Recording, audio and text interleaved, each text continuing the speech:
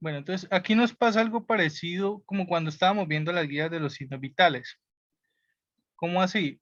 Sí, cuando estábamos viendo las guías de signos vitales, veíamos que dependiendo de la guía de qué país era, habían unos valores normales, ¿sí? O sea, si yo comparaba una guía americana con una guía, con la guía colombiana y veíamos la guía española y vemos que los signos vitales tenían diferentes rangos de acuerdo, digamos, al país donde se hizo dicha guía, ¿cierto? De pronto no había mucha diferencia y concordaban en ciertas cosas, como por ejemplo el valor de una frecuencia cardíaca en el adulto normal, el valor no se diferenciaba mucho, ¿ya? Pero habían otros donde sí habían diferencias, como por ejemplo en la temperatura, que el uno me decía que era de 36 a 37 grados centígrados, el otro decía no, de 36,5 a 37,5, el otro decía que no, que 36,5 a 37,2, ¿sí? Entonces había como una discordancia entre los valores normales en los signos vitales, dependiendo de la guía de qué país fuera, y aquí en el hemograma nos pasa algo muy parecido, o sea, nos pasa que vamos a encontrar que uno dice que los valores normales son de tanto a tanto, el otro dice que no, que los valores normales de glóbulos rojos es de tanto a tanto, ¿sí? Pasa lo mismo. Y no solo pasa dependiendo del país, aquí pasa también dependiendo del laboratorio y la técnica con la que se están midiendo los resultados de ese examen de laboratorio. Entonces, ¿hay alguna fuente que sea viable, alguna fuente con la que yo me pueda instruir y entender bien el tema del hemograma? Bueno, pues acá yo les he traído una guía, esta guía, sino que está en PDF, ¿sí? No es una presentación PowerPoint, y hay que leer un poquito más esta otra guía. Esta otra guía me parece muy buena, hay unas líneas rojas en la pantalla, no sé si todos la ven, me da ganas como de eh, dejar de compartir la pantalla y esa línea roja es porque alguien le puso el dedo y resaltó algo ahí. Bueno, entonces esta otra guía, eh, pues da una explicación más, un poco más elaborada sobre los componentes del hemograma. ¿Sí? Recordemos que el hemograma se divide en tres grandes componentes, ¿no? La serie roja, la serie blanca y las plaquetas, ¿sí?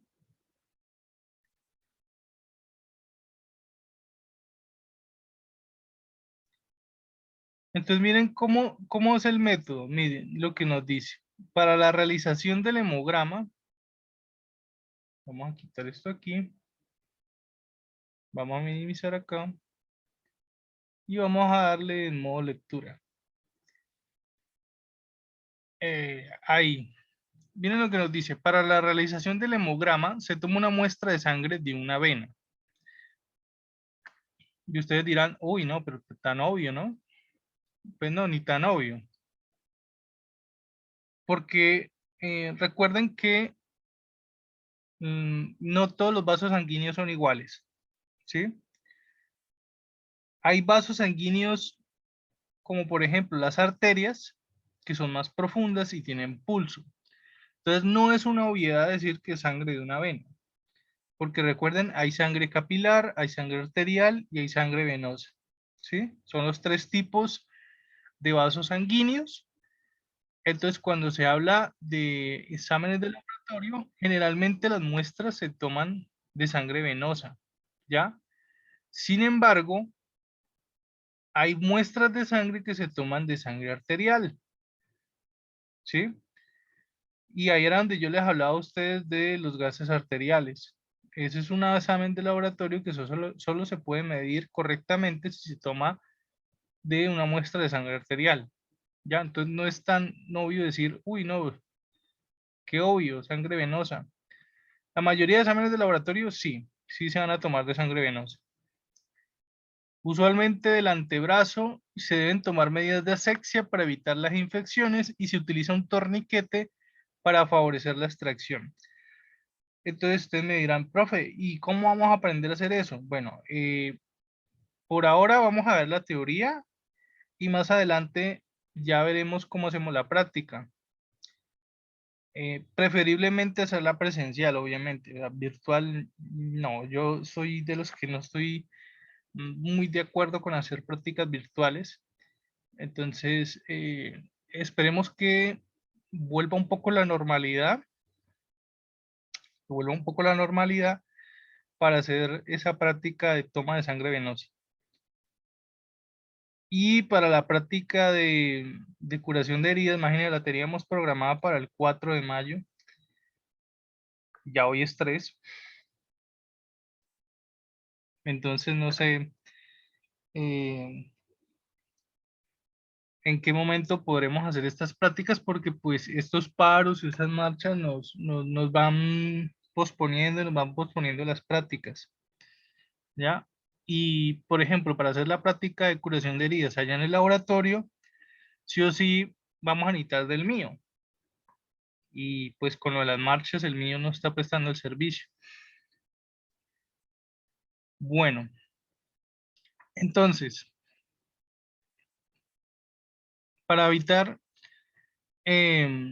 errores, no se debe mantener mucho tiempo el torniquete, ¿sí? Viene lo que nos dice, teniendo cuidado de no mantener el mismo, o sea, el torniquete, mucho tiempo antes de tomar la venopunción, para evitar errores.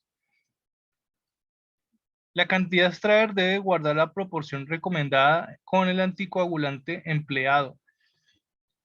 Eso es otra cosa que vamos a ver.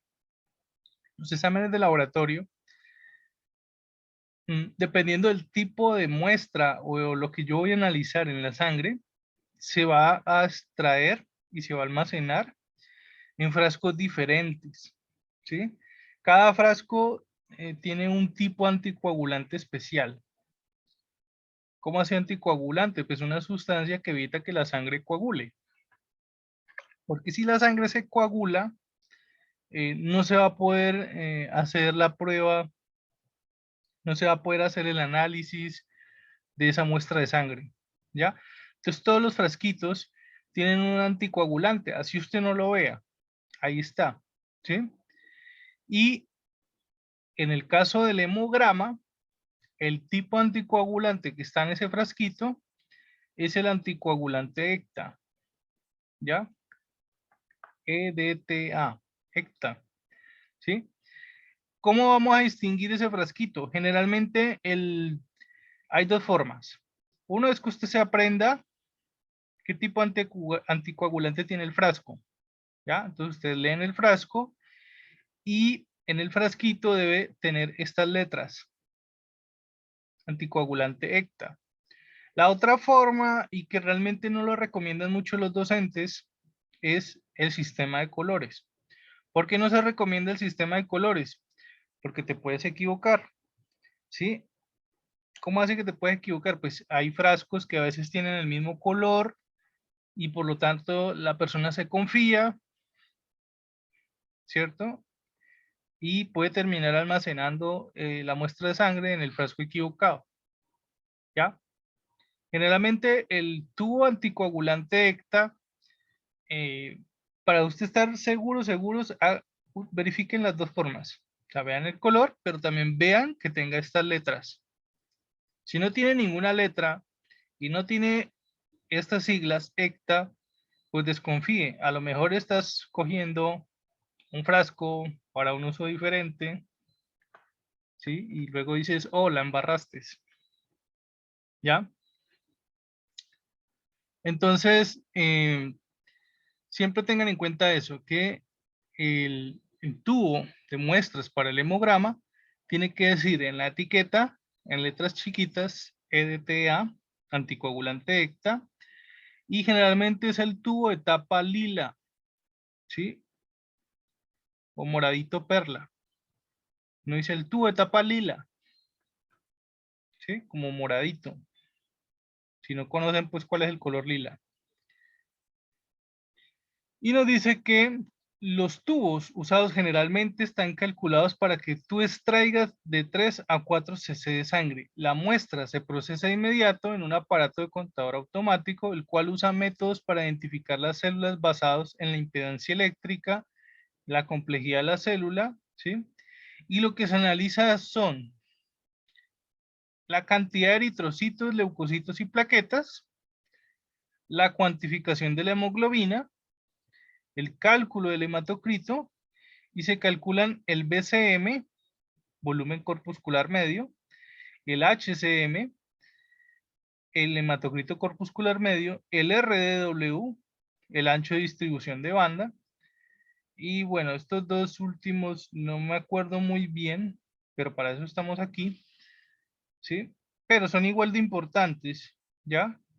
Porque, como yo les decía, muchas veces con la hemoglobina y el hematocrito yo me puedo dar cuenta que el paciente tiene anemia, ¿sí? Pero muchas veces yo necesito saber qué tipo de anemia tiene el paciente. Y para eso me voy a valer de estos valores, ¿sí?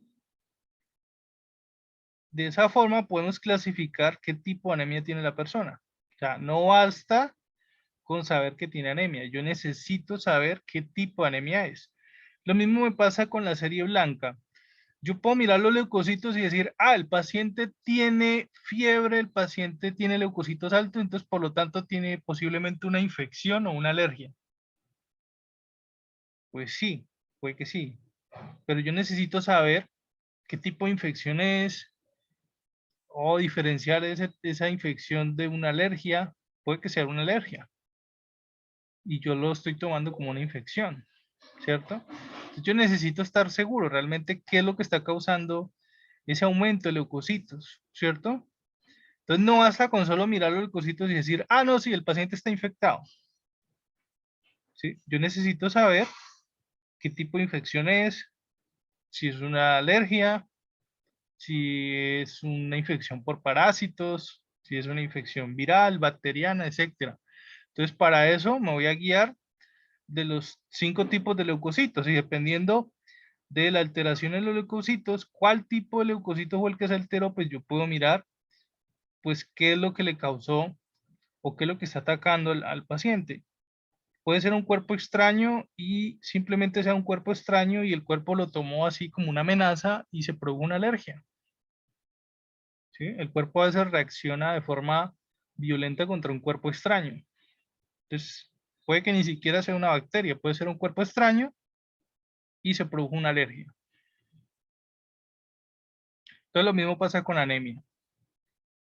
El hemograma se completa con una observación de la sangre al microscopio. Se hace un extendido de la misma en un portaobjetos, que es como una laminilla de vidrio, y se tiñe con colorantes de Romanowski. Se describen los eritrocitos y los leucocitos y se señala si las plaquetas son normales o no. Entonces tenemos acá la fórmula roja, todo lo que se hace cuando se estudia la fórmula roja, no me voy a tener ahí. La morfología de los eritrocitos, yo les decía qué significaba esta palabra, morfología. Morfo, de forma. Logía, pues ciencia, ¿no? Entonces, una ciencia que se encarga de estudiar las formas. Generalmente los que estudian morfología estudian el cuerpo humano, ¿sí? Pero aquí estamos viendo morfología a nivel celular, ¿ya? Entonces, cuando veamos morfología, siempre nos estamos refiriendo a la forma. Entonces, ¿qué nos dice acá? Estamos mirando la forma de los eritrocitos. ¿Quiénes eran los eritrocitos? Los glóbulos rojos, ¿ya? Entonces, lo que nos está diciendo acá es, la forma de los glóbulos rojos se efectúa indicando las anormalidades observadas en el frotis. ¿Qué es un frotis? Lo que decía acá arriba. Que se tomaba una muestra, ¿cierto? Y se ponía en un portaobjetos y se extiende. Ese extendido que tú haces en la placa de vidrio, eso es un frotis más o menos para que me entiendan esa parte. Y se cuantifica en cruces según la magnitud del fenómeno. Algo así como lo que pasa en el examen de orina, ¿sí? Que cuando tú tienes bacterias le ponen una cruz, dos cruces si hay más infección, así. Pero aquí lo estamos usando para, digamos, cuantificar glóbulos rojos. Y acá empezamos a ver el primer tipo de glóbulo rojo, los reticulocitos. Entonces miren lo que nos dice, los reticulocitos son eritrocitos con restos nucleares. ¿Por qué es importante diferenciarlo? Porque es que un glóbulo rojo normal pierde el núcleo. No sé si se acuerdan, pero esa parte yo la había explicado en otra clase y yo les había dicho que de pronto porque lo mencioné muy rápido, ¿ya? En ese entonces estábamos hablando de las células y yo les decía que habían células procarióticas, células eucarióticas, bla, bla, bla. Les decía que las procarióticas no tenían núcleo y generalmente eran las bacterias y las eucarióticas eran las que sí tenían núcleo, ¿sí? Entonces yo les decía, no confundan eso con los glóbulos rojos porque pues todas las células del cuerpo humano tienen núcleo, es decir, todos somos seres vivos eucarióticos. Ya, sin embargo, pasa algo especial con los glóbulos rojos. Los glóbulos rojos no tienen núcleo, ¿ya? Pero yo les decía que no es porque el glóbulo rojo sea una célula procariótica, no. El glóbulo rojo nace como cualquier célula normal del cuerpo humano, es decir, nace con núcleo, ¿sí? ¿Qué pasa? Que mientras está dando su proceso de maduración, mientras el glóbulo rojo está madurando a su forma final, él va a perder el glóbulo rojo, ¿sí? Se vuelve aplanado, aplastadito en el centro y pierde el núcleo, ¿ya? Esto lo hace para facilitar el transporte de la hemoglobina, porque a fin de cuentas la función principal de todos los glóbulos rojos es transportar hemoglobina, transportar oxígeno, ¿sí? Entonces, no es que el glóbulo rojo sea una célula procariótica, ya es eucariótica, pero a medida que madura, pierde el núcleo. Entonces, mire lo que nos está diciendo acá, que el reticulocito es un eritrocito. ¿Qué lo diferencia de los demás eritrocitos al reticulocito? Que todavía tiene restos dentro de su citoplasma de ese núcleo que antes tuvo. ¿Sí? Entonces nos está diciendo acá, los reticulocitos son glóbulos rojos que todavía conservan restos nucleares. ¿Ya? Y acá nos muestra una imagen de cómo se ven en el microscopio. Se reporta su cantidad no en total, sino en porcentaje. O se calcula el número absoluto a partir del número de los eritrocitos. Para contarlos, se utiliza una coloración con azul de metileno. Entonces usan un químico que se llama azul de metileno y cuando yo le aplico ese azul de metileno en la placa, ellos se van a teñir de este color, ¿sí? Como lila, como el color de la tapa del hemograma. Así es el color del frasco de anticoagulante, color lila. Así se ve. Bueno, cuando hay un aumento importante de los reticulocitos, en la coloración de Gray del frotis usualmente se describe la presencia de basofilia difusa. ¿Qué era basofilia? Disminución de los basófilos. El número de reticulocitos se aumenta relativamente por la anemia o por la salida prematura de los mismos de la médula ósea.